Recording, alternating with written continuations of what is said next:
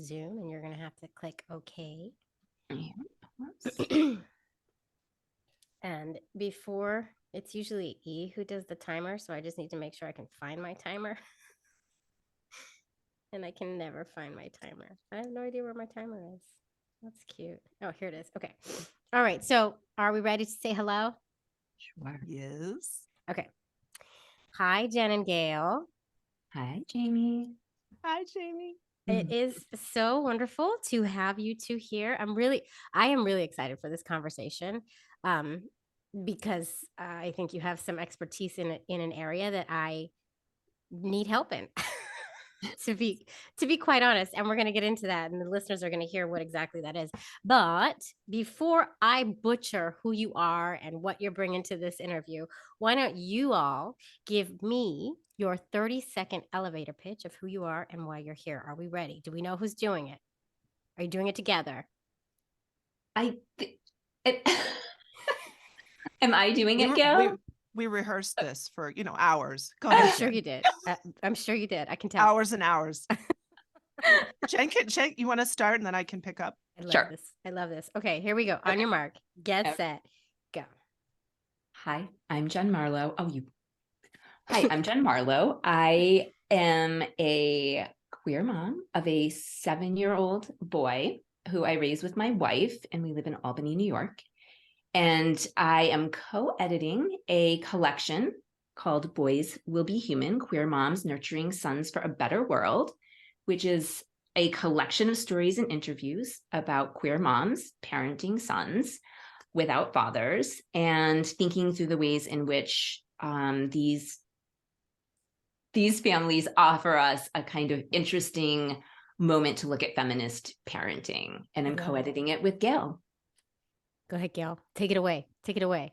I told you I'm not cutting. I will never cut you all off. And this is beautiful so far. So take it from here.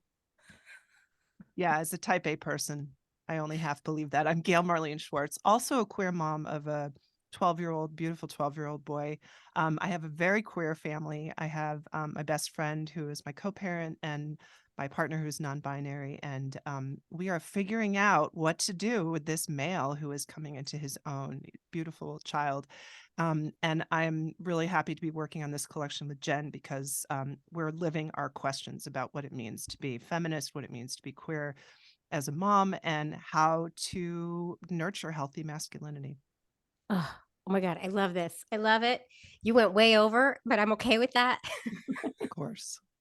Because you know what? Actually, there's a lot to unpack in this, right? There's a lot to unpack. And I, for one, as a mother of a boy who happens to be a very boy of his own accord.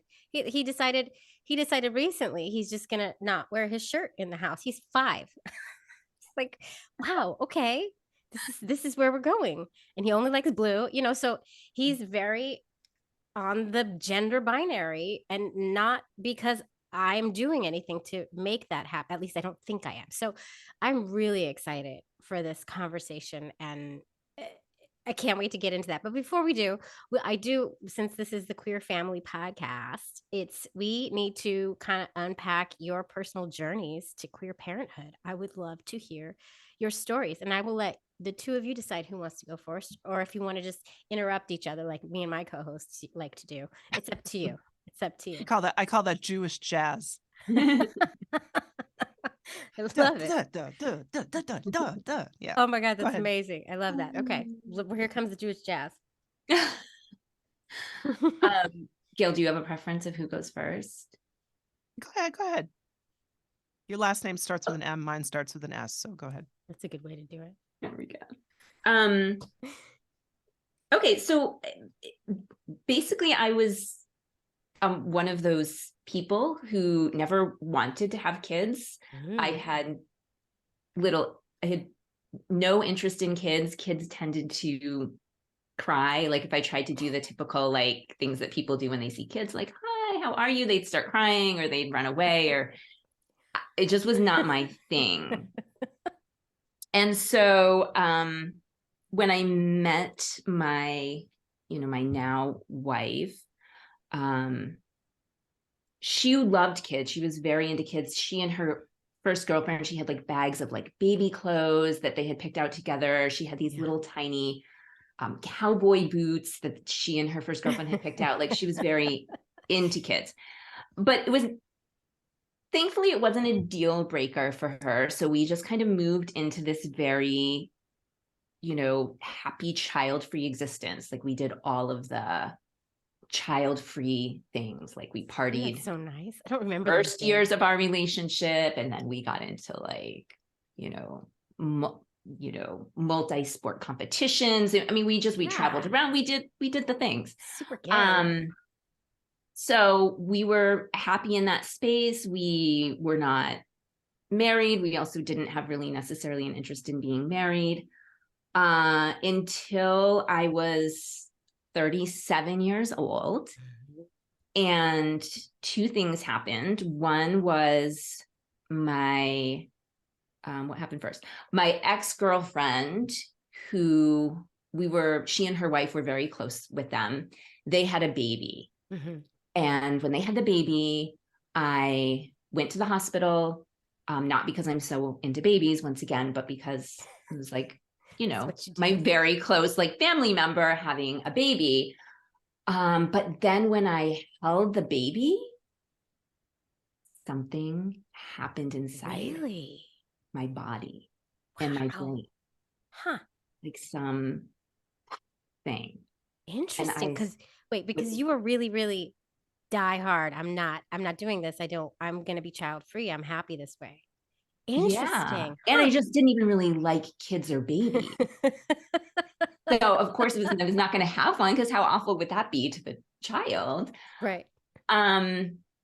So yeah, I had this weird moment in the hospital, but then I just kind of like was like, well, that was very odd feeling. But then I found out like I did like this particular baby. Like we would go visit the baby over their house and, hang out with them still. And there was a baby there, and I liked him. I thought I kind of got like that people think babies are cute and everything. And then a few months later, my brother and his wife had a baby. And I went to visit the baby, and it was the same kind of feeling of like, something weird is going on here. And now I think I want a baby. That's so interesting. I love this. So yeah. So I was like, so when people now tell me like, oh, I don't know if I want kids, I'm like, well, you say that now, but you never know. So Right. I have a friend who doesn't want kids and gets really annoyed that everybody is always like, yeah, well, wait until you're older. She gets really annoyed at that. I know it's probably it's annoying when older people tell you those things, right? I know. And like, it's also annoying when you're pregnant and all the parents are like, watch out, your life's gonna change. Like, I hated everybody who told me that. And I knew it was Right. true, but I was also like, shh, stop talking to me. Yeah. And they tell you all the wrong things about how it's going to change anyways. So it's like, right. And now here I am telling so many pregnant people your life's about to change and watch out. Like, it's like what I do. Anyway, so okay, sorry. I interrupt a lot. My bad. Keep going. No, it's fine. Jewish jazz, Jewish jazz. Jewish jazz. So yeah, and then I just we had gone to visit my nephew a couple of times, and on one of the drives back to New York, I said to my partner, who's now my wife at the time, I said, I think I want a baby. And she was a little, skeptical, a lot skeptical, because I mean, we'd been together for, gosh, I don't even know how many years at that point, like 13, I want to say. Oh, wow. Yeah. Okay. Yeah, around 13, 12. Well, I guess a little bit less than that, but because we've been together, I've been together 20 years this coming summer. So in our son's 7, Congratulations. so. But a long time, like a decade. And of me, like, not even looking at kids or talking to them or having any interest in them. So she's a little skeptical, like, this can't just be like a fleeting like thing, because then if we have a baby, it has to like live here and stay with us for a very long time. It's forever. It's kind of forever. Right. So this has to be something like serious, that we do. And I was like, yeah, I think so. I wasn't like 100% sure that I wanted a baby, but I thought I would like at least to try having a baby. And so we did. We did IUI for a year. Mm. Um, With who carrying? we have a known donor. Unknown. Sorry, a known donor, and I carried. Oh, wow. So you went from nothing at all to, okay, I want to have one. And also I'll be the one to carry. Yes. That's a big jump. That's a leap. Yeah. Well, my wife is 7 years older, Uh-huh. Right. and she was not someone who was going to be interested in carrying a baby. So it was kind of me by default. Uh-huh. And I With mean, a I was known kind donor. of curious about being pregnant, Mhm. like what that was going to be. So I got to do that whole thing. We did IUI. We had a known donor. We tried for a year. Mm. Basically at almost exactly a year, we got pregnant and we had a baby. That's amazing. Well, when you say you did it with a known donor, how did you go to a fertility center? Did he deposit his sperm, or was this a home, to say the technical term, turkey baster So insemination? this, yes, for our son, we did it through a fertility clinic. So this is someone we know locally. So he went to the fertility clinic, made his what we call deposits, what they call specimens. Right. Apples and oranges. Right. And so we did IUI through the clinic. Okay, awesome. Yeah. Okay, and it worked a year later. And you said there's another one? You have another child? No, we tried to have a second child, but we were not successful in having a second child. But that second time around, we did all of the things. We did IUI, we did a DIY, we did IVF, we did all of the versions. But we were old. I mean, Yeah. We're older people, so that's what happens. Right. Didn't work out. I'm sorry about that, but It happens. But you've been through, but here's the cool thing about it. And to look on the bright side, you've been through like so many different queer baby making methods. Yes. Right. And so you know a lot about all the ways we have to do it and all the hoops we have to go through to make it happen. Exactly. Yep. So now your son is 7. And now he's 7. So we have a similar child in age. Mine is about to turn 9, my older. Oh my God. Okay, so I love that story. That's amazing. Now let's move it on over. Yeah. Gail, tell us your story, your journey.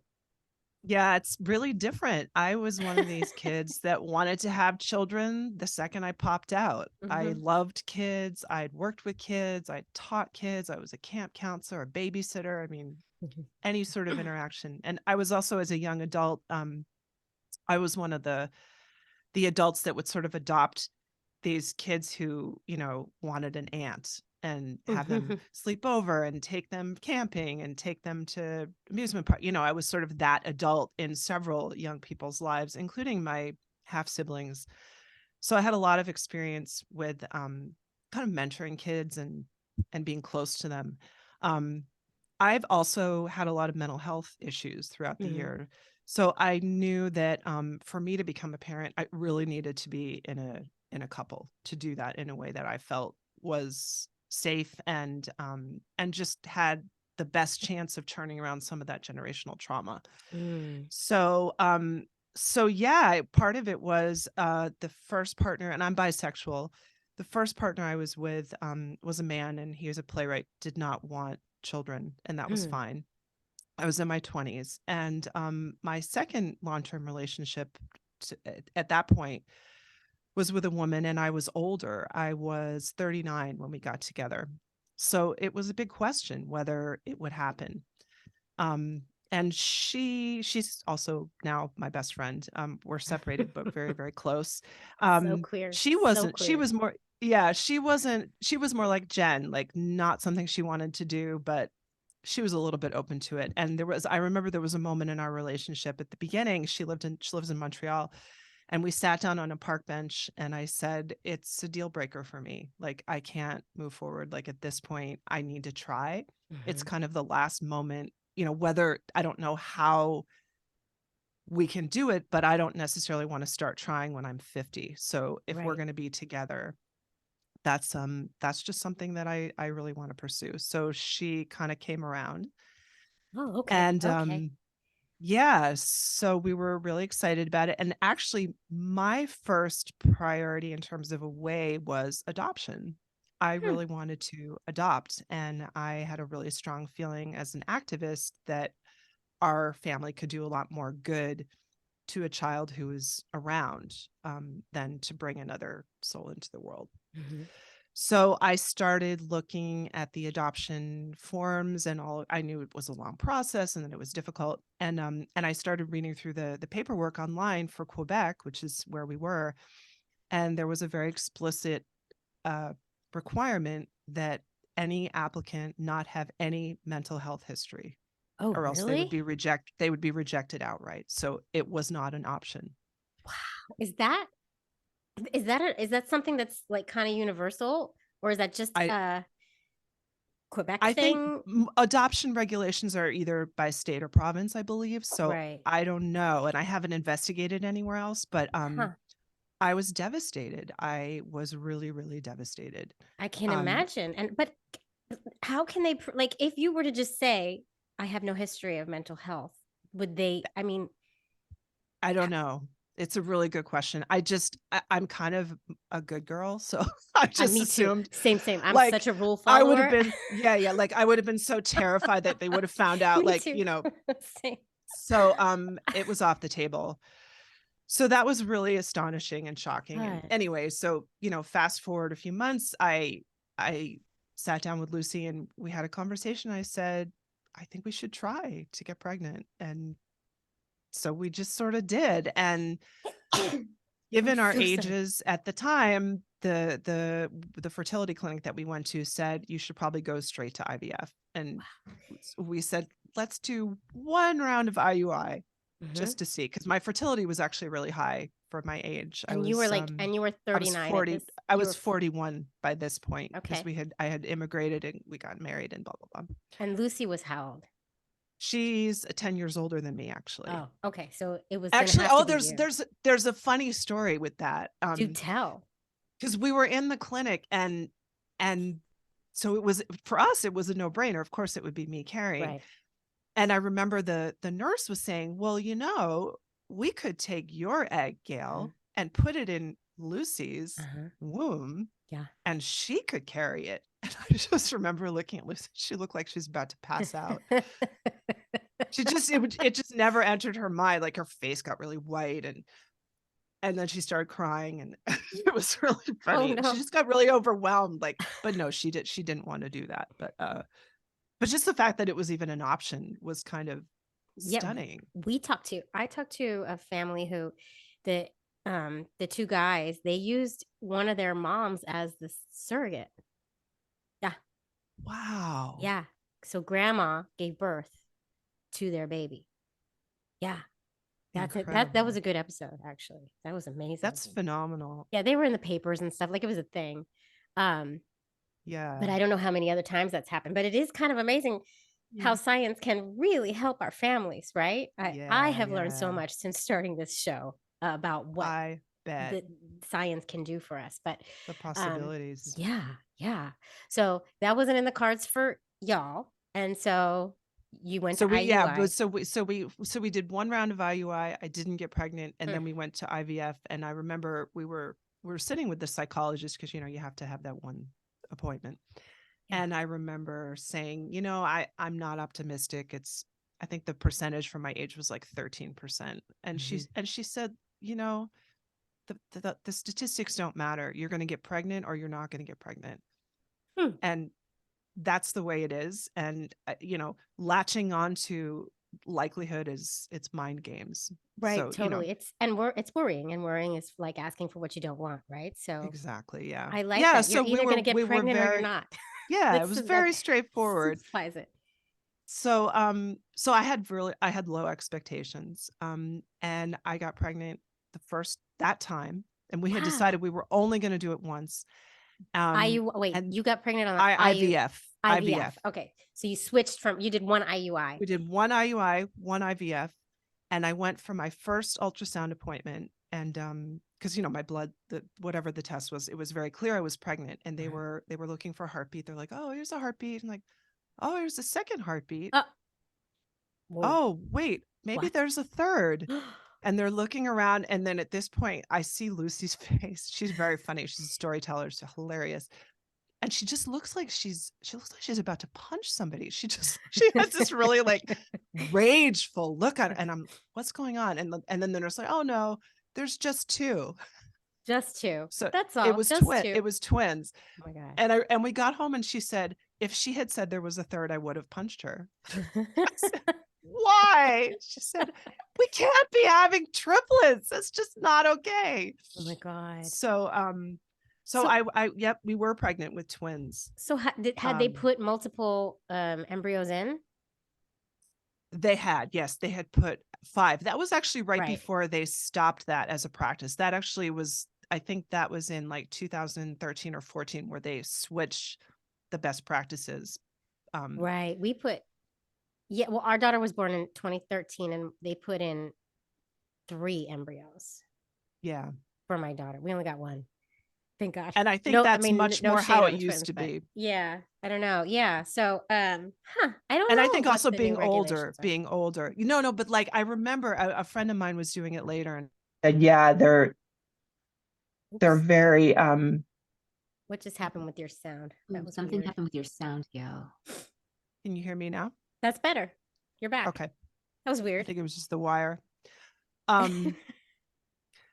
Yeah. So yeah, and then what happened later was we actually found out that because they were fraternal twins, and the second twin actually had Down syndrome. Oh. So we were faced with a very difficult. I actually wrote an essay about this, which was actually won 3rd place in a contest. But This is the but yeah, it was really intense. It was really intense, and there was a lot of pressure. Quebec and Canada, it's a socialized medical system. Mm-hmm. And there was a lot of pressure to have a partial abortion on that twin. There was a whole like genetic counseling series that we were supposed to do. And I understood what was going on. And I'm kind of allergic to any sense that someone's trying to control me. Mm-hmm. So I was just like, I don't want to do the counseling. And they called us, I think they called us like 6 or 7 days in a row, leaving messages. You need to do the counseling. You need to do the counseling. And it was enraging. The OBGYN was saying we should do that. It's not fair. And I just really wanted, and we really wanted to do our own research to see what was the likelihood that baby could have a happy life, not necessarily with us, but we had to think about that. And then also what would be the danger to the other fetus, and we ended up doing research, and we found out that because Down's babies are almost never born now, because it's like 95% of women who get that diagnosis have abortions. Oh. The families that feel called to do special needs parenting, the woman who was our social worker, or she wasn't our social worker, anyway, she was in charge of special needs adoption. She said, I could have 10 families lined up outside your door tomorrow who would love to take care of this baby if you decide to have it. Wow. And that was Wow. news. I just didn't know that. This is all new to me. Did you excuse me, sorry. Did you when you put the multiple embryos in, did you have to sign a form saying that I realize I might have to do selective what's it called? Selective Oh. abortion. Yeah. I don't know what they call it. I think so. I don't remember- remember, but I think so. I remember so. we had to sign that, and I remember looking at my wife like, oh my God, what if we'd have to make a decision like this? And I actually have not talked to anybody who has. So God, It's interesting. it's tough, huh? Tough. Yeah. So what And then we happened? had a long process. We really thought about whether it was realistic, and for me, I think with my history, and I have a lot of bullying in my past, and I felt a lot of shame in myself that I work on really hard, and I just knew that that was going to come up in my parenting if I parented this child, and I didn't want to feel Mm, that way, but that was just part of the mixture that's in myself. mhm. And the other piece of it, and Lucy didn't have that. She didn't have that feeling. But we were also older, Right. and we understood that that's a person that probably would require care for the rest of his life, and what we didn't want was to have that person end up being taken care of by the state, or by, Mhm. or necessarily have it be placed on Alexi's shoulders.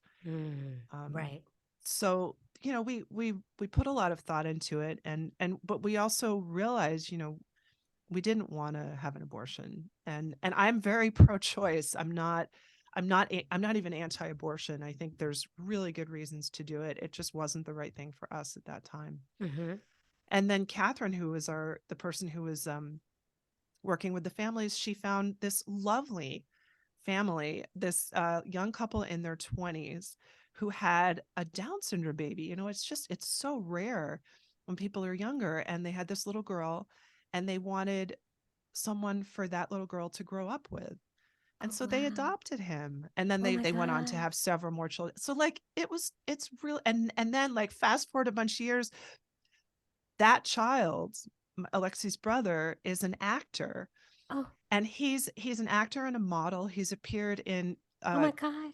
like Billboard commercials and United Way commercials, and he's been in a music video, and he's super talented, and he's not very verbal. I mean, I don't know the family. Like, they originally said they wanted to stay in touch, and then they changed their minds. But Oh. but Lucy's been stalking them on Facebook. So we sort of follow along, and he looks a lot. They both boys. They're very charming. They have lots of personality. They're like, you see it. You can see it in both of them.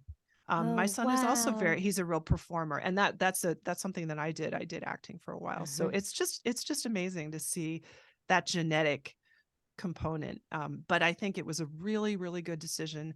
Alexi ended up having some, not cognitive issues, but he has ADD, and he's Mhm. got something called apraxia, maybe autism spectrum. He's got some stuff that we need to, but like the truth of the matter is, if we had had both kids, Alexi would not have gotten what he needed from Mhm. us. Mhm. So I just think it ended up being a really good decision. Wow, Um, what a story. I thank you for sharing that.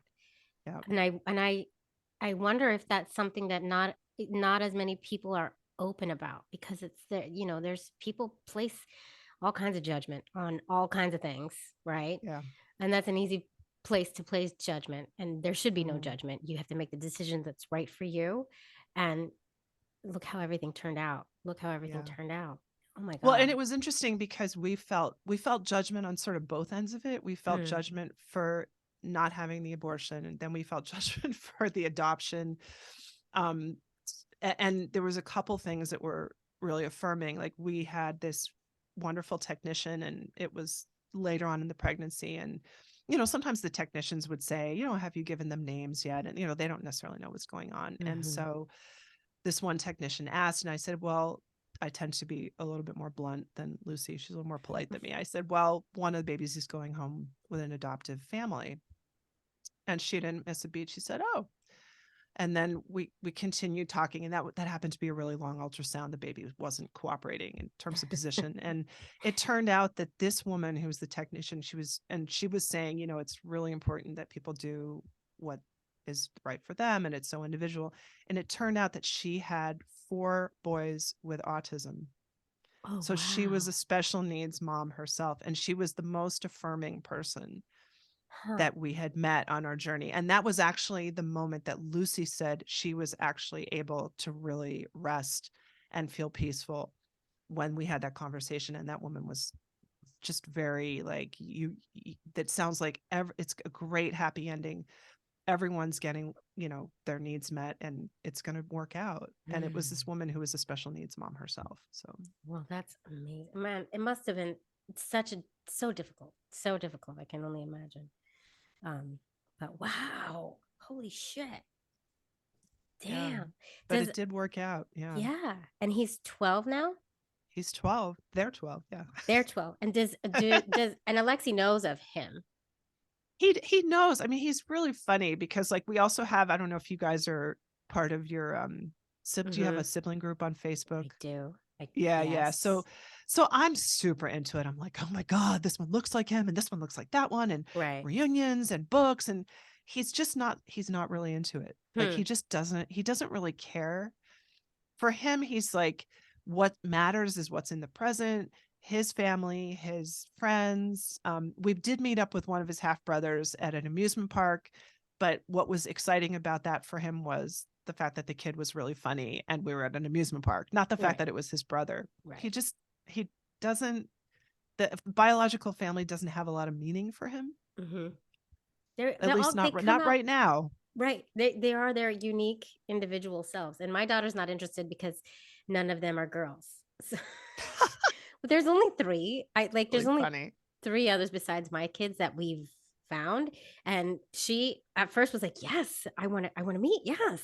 And then she's like, wait a second, these are boys. I don't care. I'm like, okay. So that's where we're at with that. It's there if she wants it, but she wants a sister. She already has a brother, and he drives her crazy. So Why would she want more? right. You don't I want think there is a little girl actually. There is a little girl, but she's a lot younger than Rose. So Oh, yeah. But so yeah, so funny. you never know you never know. They come out their own unique individual selves, right? And it's up to us to kind of guide them as best we can and give them what they need. But you just never know what that's going to be. And that's what makes parenting so hard. And that's what makes parenting in our unique situations so hard, right? Because we have a lot of different variables that go into our families that need to be discussed. And, we have to educate our kids on all the stuff. So I think this is a great way to segue into your book and what you're doing and the work you're doing, because I'm dying to talk about this. I'm hoping you can give me guidance. Oh gosh. I would. Mm-hmm. Yeah, so the book again is at least for now titled Boys Will Be Humans, Queer Moms Nurturing Sons for a Better World.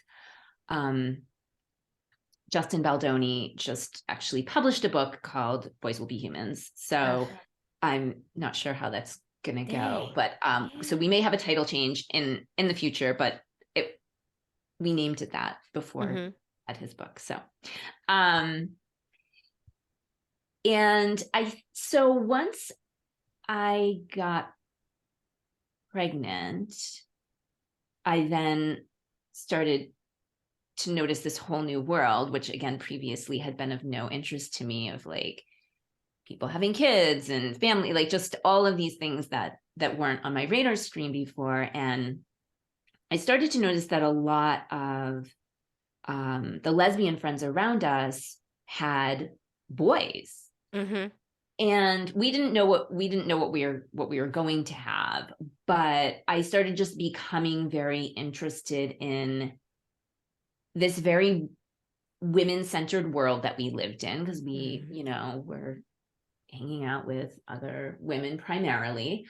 And it just seemed to me that it offered this kind of unique space for these boys that could kind of work as an antidote to some of the toxic masculinity that we too frequently see. And I wanted to have a podcast. And this originally started in my head as like a podcast idea. But then one day I started thinking about, I wanted to then work with someone on this, and I started thinking about Gail, and it kind of morphed from there into how about we do an edited collection and maybe do a podcast someday down the road, like maybe that could be an outgrowth of the book. Yeah. Sorry, my bell is ringing. Oh my God. Hold on. Okay.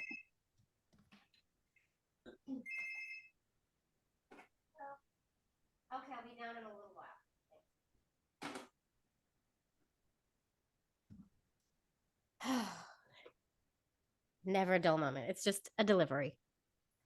Oh, okay. Apartment living. Okay, it's fine. It's downstairs. Okay. Let me just make Um, a sorry, I'm gonna make a note of our time for my editor. So I like 35:20. Okay, I'm here with you. Go ahead. okay. And so from there, at this point too, so then I also ended up having a boy, obviously. So of course this question and these ideas became even more important and more interesting to me. And so I contacted Gail, and this is now all happening too against the backdrop of, Trump running for president and the Me Too movement, so I had my son in 2015. And then, just a lot of the alt-right kind of coming out from where they had been hiding for The zombies coming out years. of the Yeah. ground. And the basically. incels and just all of this going on. And I became like, how do I not raise one of these people that we're seeing? And I mean, that we've always seen, obviously, but there's, again, this kind of, they kind of were coming out from more willing to come out from their dark corners, I feel like, once we started to move in the direction of the Trump administration. So yeah, so I contacted Gail, and she was on board as another mom raising a son. And we began the work of writing a call and posting it to queer parenting groups and kind of spreading the word about it. And we're continuing on. We have a bunch of submissions and a proposal that we're going to start shopping around, but we're continuing on with the work of gathering these stories of queer moms raising sons. So I love that. And Gail, I feel like you had something to say there. No, it's okay, but I can hang on to it, Jamie, if you want to ask. No, go for it, because I might take you away from your thoughts. So go for it. Okay. I was also going to say, another piece of my story is my own reaction when I found out they were both boys, and I cried. Same. This was going to be my question. I think we're all psychic in this call. This was going to be my question. What were your because I had a really shocking to myself and visceral reaction to when I found out that I was carrying a boy inside me. And I freaked out. I got scared. I never, ever, ever. And this sounds terrible. It sounds awful. And this does not take away from the fact I love my son with all my heart. My son is awesome. He's amazing. But when I found out I was having a boy, I freaked out. I never thought I was going to have a boy. I always thought I was going to have two girls. That was just a psychic told me that once. And I held fast to that idea, and a dog, right? And I was holding on real tight to that one. But when I found out, I lost it I mourned for longer than I should have. I was really upset. And even to the point where I was giving birth and I don't know if I'm going to connect. I don't know. I really freaked out. I was scared. And I haven't really unpacked that as much as I probably should have and still should. But so that was going to be my question. How did the two of you feel when you realized it's a boy and this is what this means? And there's a lot that goes into it. That's why you're putting a whole book together about it. Yeah. I mean, I was like you. I assumed I would have a daughter. That was the vision. It's silly to, you have a 50% chance. And yet.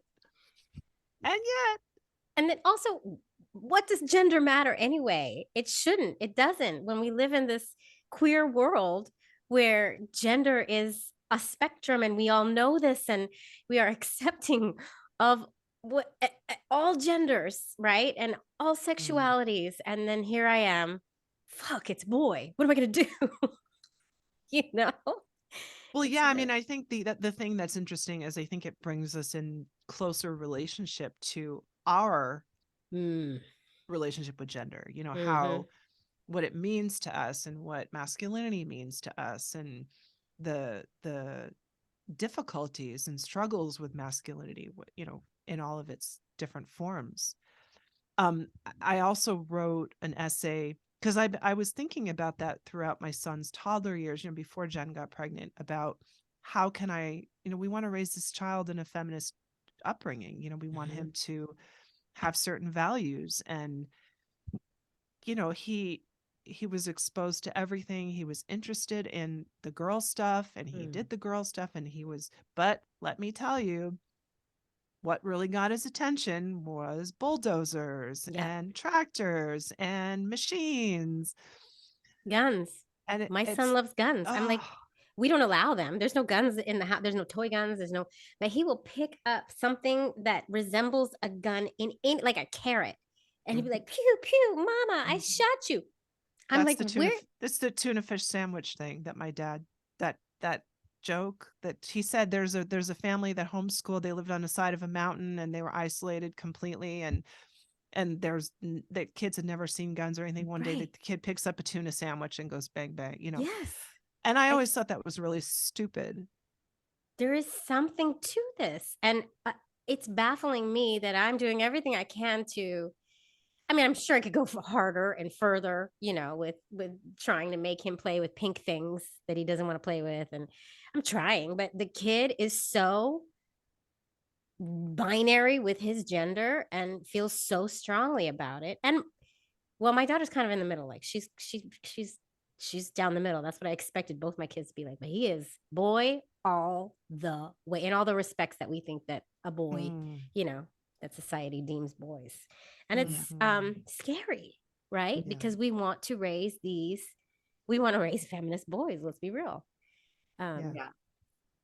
So what have you learned? What are your takeaways with these essays and the things that people have written? Well, first of all, I just want to point out the fact that both, your experience and Gail's experience of having those strong visceral reactions and this kind of fear, we've gotten other stories like that submitted. So that's a seemingly pretty common feeling at least amongst queer women who find out they're having a son. Like I said, we didn't know that we were having a son. And it was funny because my midwife came in. So I did a home birth from Friday until Sunday. Oh God. And when my midwife came in on Friday night, she said, I just have this feeling it's going to be a girl. Like I'm just, and so through the whole weekend, Friday to Sunday, she's saying, she's referring to the baby as a she. So I'm mentally in this space where like clearly like a girl is going to pop out. But I have to say that after 48 hours of labor, once that popped out and she was like, no, it's actually a boy, I was like, I don't care like what it is, it's out of me. And I'm just so thankful it wasn't until after the fact, when I was starting to recover, that I became aware of this idea that, oh my gosh, we have a boy, and there's all of these representations of what we think that should be or is out in the world that do frighten me. So all of that is to say, I think that kind of fear seems pretty common amongst queer moms. I think we also have struggled or kind of wrangled with the whole idea that, of course, we know all of these things you're saying, that gender is fluid, it's this spectrum. And yet there are these boys who exist in our lives who seem to, I don't even want to say that they identify at this point, because some of them do, but some of them aren't even old enough to like know what that means. But their identity is so firmly grounded in, again, these kind of stereotypical ideas of like, boy, like the whole hashtag like boy mom makes me cringe. I don't think I've followed that one. I don't want to ever follow that one, I think. Oh yeah. There's a whole like boy mom hashtag on social media and like, and memes. And it's like, it's so problematic. And yet when I read the memes or the posts or whatever, I'm like, oh yeah, that's my life too. Like Right. it's just like all like farting and roughhousing and like food going out the door, like just, and I'm like, yeah, and I can really relate to these. And yeah, I'm like, oh, that's so problematic in so many ways. And so how do we kind of work against those cultural norms and expectations Mhm. while we simultaneously have this, you know, the boys who are still gravitating towards the trucks. I think, you know, a lot of the stories that we've collected so far are based on having these conversations with our kids. I think one concrete example that we write about in the introduction is books. So both in terms of like curating your collection of children's books to be inclusive, Mhm.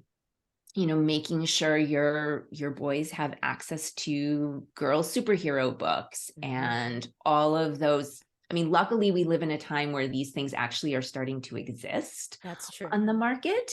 And so taking advantage of that to curate your children's book collection while you still have those of us who still have kids that were young enough to do that in such a way that they're being exposed. Like Levi and I read, you know, all of the Ramona Quimby books together, or, that's good, you yeah. know, a lot of female protagonists are the books that I read to him.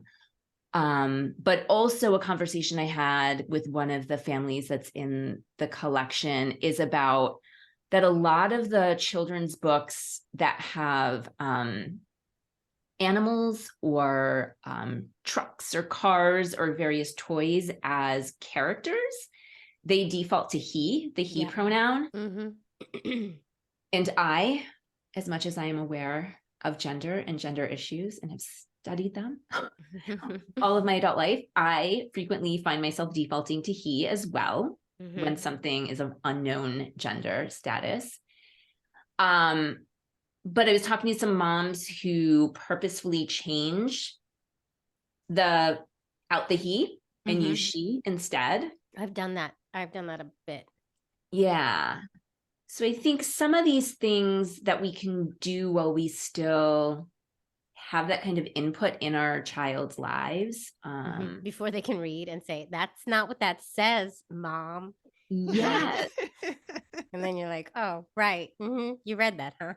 But then that's the moment where it opens up the conversation, you know, Mhm. once they start to be able to read and say, well, you just read that, you know, with she, or I know other moms who will take out the I do dad that. from the book. I do that. And then eventually the kid is like, there's a dad in this book. But then you can open up this conversation with them about why you made these particular choices, in order to kind of put pressure on the ways in which these things, the default he and the default dad, are treated as kind of common sense or naturalized in some way. And also because I want you to be able to see yourself mirrored in this book. And so I made this character have two moms. Yeah. You know, but like also, and on the book note, like we bought for my son, we bought Pink is for Boys. Have you seen? It's a picture book. I haven't It's read it, but something it looks Pink is for really Boys or fun. something. Yeah. Haven't been able to read it because the kid won't let me read it to him because Pink is not for boys, Mom. No, it's not. So there's that also, but it's still on the shelf.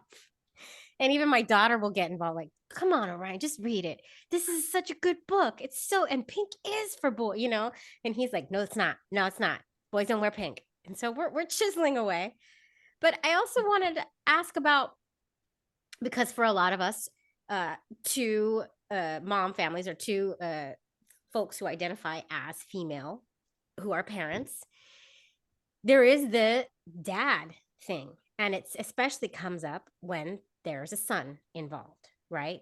This little boy is growing up without a father influence. And I didn't think it would ever matter to me. And it doesn't mean anything to me, but I find myself worrying about it and seeing how he's drawn to men or folks who identify as male. He is drawn to them. He will run into their arms. He won't run into anybody's arm, but if it's a man, that it's like this weird thing. He has this attraction, and it's like he wants to be around more male energy, and that's hard to see, and that's hard to reckon with, right? And so I want to talk about the dad thing. And my daughter doesn't seem, it doesn't matter to her. She's older, and it's to a point where it's just doesn't seem like that's going to be an issue, but I'm worried that that might be an issue for my son. And we just watched, have you watched the movie that it's a brand new movie, New World or something, where they go in Strange basically World. Strange World, and they're in a body, and it's a dad there. First there's the grandpa, and he's really like outdoorsy, and then there's the son, and it's a father-son relationship, and then they split up, and then it's another, and then it's the young son is now an adult, and he has a son, and it's all about the father-son thing.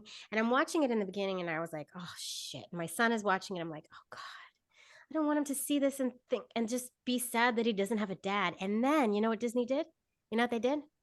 They made the son, the grandson, gay, which was so freaking awesome, because I thought, oh, here we go with this patriarchal shit, and a boy and his dad, and then the boy has a crush on this boy, and the dad's like, go talk to him, and he's like totally like cool with the gay thing, and then it changed it for me. I was like, okay, I can handle this. I can handle the dads who are okay with their sons being gay, because then I can say to my kid, yeah, he had a dad, but the kid might grow up and be in a 2-dad family. How cool is that? So it kind of brought it full circle for me, and it felt better for me. But the dad thing comes up. And so that was a long way for me to ask you all about the dad thing. How do you feel, since, this is your expertise? Gail's piece in the book is actually on this topic, so I will let her speak to that.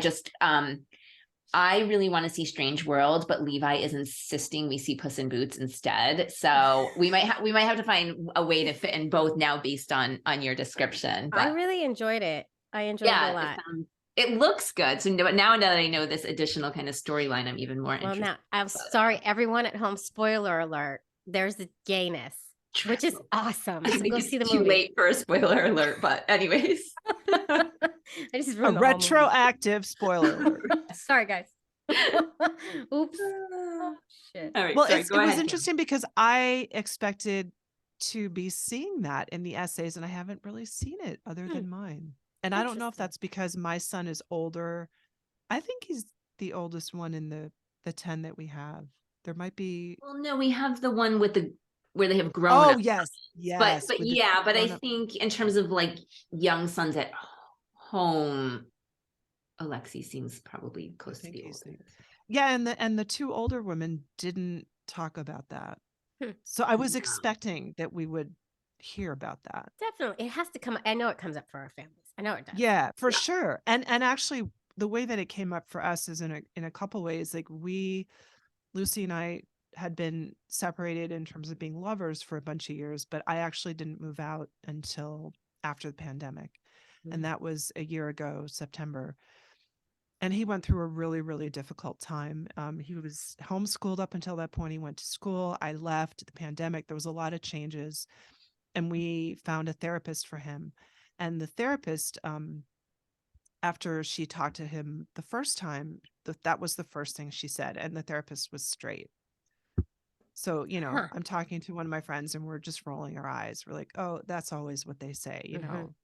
He's missing a male role model. He can't see himself in the future. He's afraid of growing up, and it's because he doesn't have a man in his life.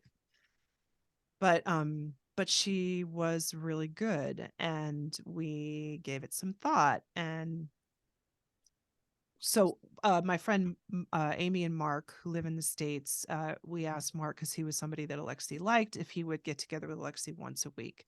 But then the pandemic happened, so that was just not happening. Right. But if you fast forward about 6 months, that was when I started going out with Aaron.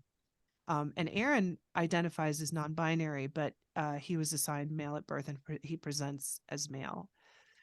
And so that relationship started around that time. And Mm.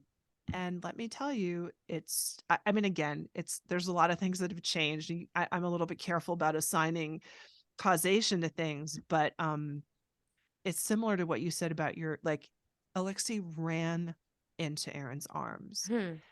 There was no jealousy or suspicion. I mean, that's kind of not how he is, but it totally could have been that. And it was almost like, oh my God, like I have this person in my life that I have been needing in some, I mean, he didn't say that, of Mm. course, but, and, and now, like, Alexi's been, his whole life he's been into wrestling, but he doesn't want to wrestle with me anymore. He wants to wrestle with Aaron. Mm. And I'm hoping Alexi won't be listening to this, but he has his first crush. And he Oh. didn't tell me anything, but he Ah, told Aaron. wow. Huh. So there's things that are happening now. It's a very unusual situation that, I mean, I didn't expect to be with someone who everybody in the world sees as a guy. I mean, and it's a little different internally, and I think that's actually a very good part of this situation for us. But I think there is something about a connection, a close connection to someone who the person can project they're going to be like when they grow up. I mean, it Right. was for us. I mean, it was a missing piece for me. I didn't see queer women artists when I was growing up. I didn't see people who had the kind of sensitivity. Like, I didn't see anybody that looked like me, really. And Mm-hmm. I think that's part of what was missing for Alexi. And I don't think that's to say it's true for all kids or all boys, but It's not, for yeah. him, there was something, and it has shifted, and he started talking about what he maybe wants to do when he grows up. And he's not so pained to think about adolescence, and a lot of the stuff that felt very difficult in that conversation with Catherine has eased quite a bit. Hmm. And again, I'm not going to say, oh, it's all because Aaron's in his life, but I think it's made a big difference. Hmm. The need to see yourself mirrored back is so important. And it's the reason that I created this podcast, because I wanted to hear more stories like my own. And the reason your book is going to exist in the world, these we need to we need to see ourselves mirrored back. And our children, it's no different for our children, right? Yeah. And some children feel very strongly that they are one way or another, and they want to see that so they can become that, right? Right. So, but you never know what child you're going to get. And then you have to work with it to figure out the best way to give them what they need, I guess.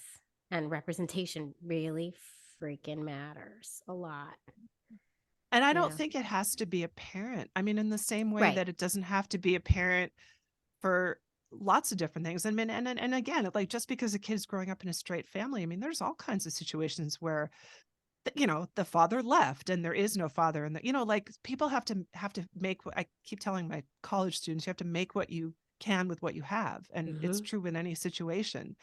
And there's we can be creative. That's the great thing about being queer. Like, we're creative by nature because we have to be. That's why us queers are so well equipped for these kinds of situations, because we know all about chosen family. We're Yeah, like the totally. we're like the creators of chosen family. We got that. We know how That's to it. choose that, right? Yeah. Um, it's just sometimes it's scary when it has to do with your kids, right? And making Yeah. sure you're making the right decisions for your kids based on their individual needs. It's a lot. Right. It's I mean, and just it so and it much to and it unpack. loops back to, like, if part of my fear about having a boy was I don't want to get men really close to me, which is part of Mm. it. Hmm. I have to deal with my stuff. I mean, and that's the magic of having kids. Like, we are forced to deal with our stuff because Hmm. of them, because of the love that we have for them. If we don't deal with our stuff, they're going to suffer. I think that's true across the board. So I've had to, that Aaron and I deal with sexism in our relationship that never existed between me and Lucy.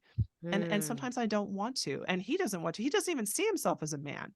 Like, so it doesn't Right. even make sense to him half the time, Huh. but it's there. And Yeah. so, and it relates to how Alexi's going to be a man. And there's a connection in my sort of psyche around, how do I relate to masculinity? How do I Mm. meet it? How do I embrace it? How do I resist it?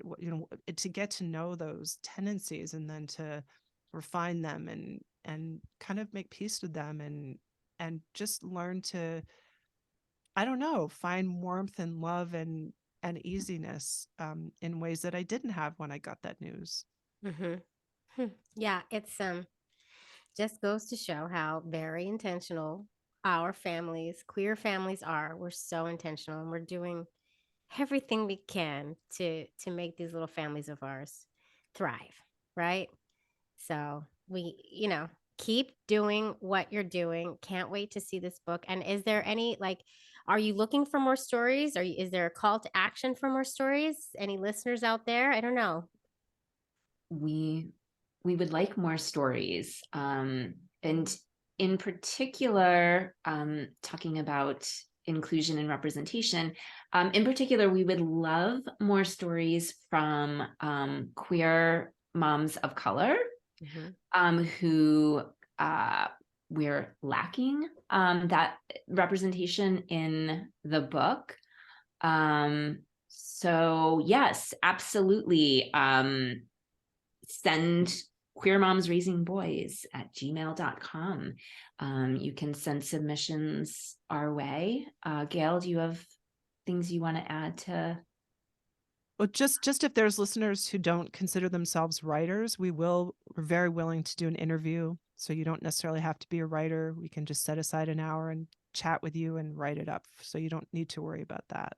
Oh, that's cool. And would you accept submissions in the name of inclusion with trans mothers, trans fathers, even?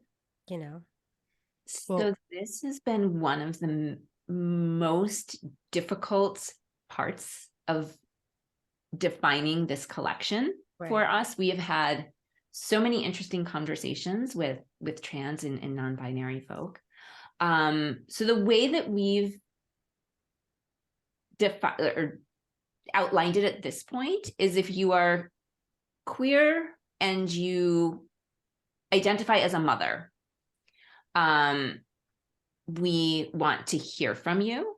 And that's not to say that non-binary folks don't have amazingly interesting parenting stories to tell.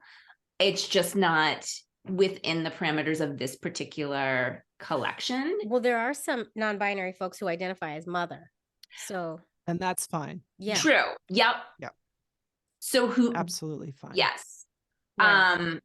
But yes, we are looking for moms. We are interested in the kind of tensions that we've just been talking about that exist between trying to raise a child that is a different gender than you identify as or than you are. So that's where we've left it, although we're so interested in continuing these conversations around language and how we define these identities as well. So it's deep. It's a deep subject. There's a lot to unpack. And I hope you get some folks to write into you and share their stories, because the more stories the better, in my opinion. Thank you. You could write one, Jamie. Yeah, I'm thinking about it. I did write a book. That was a lot of work.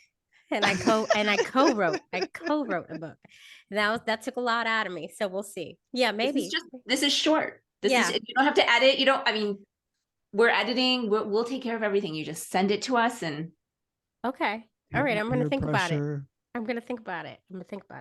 I do have a lot of feelings on gender. So I'll think about it. Yeah. Especially if there are things that came up like during this conversation that you're still kind of mulling over, you could work them into. Yeah. Okay. I'll think about it. We love that. Thank you both so much for coming and sharing. And this is great. I can't wait to share this episode. Thank you, Jamie. Thank you so much. Talking to you. Thank you. Don't go anywhere. Okay. I'm just going to press stop in all the places. That was awesome. How do we feel? Glad that it's done.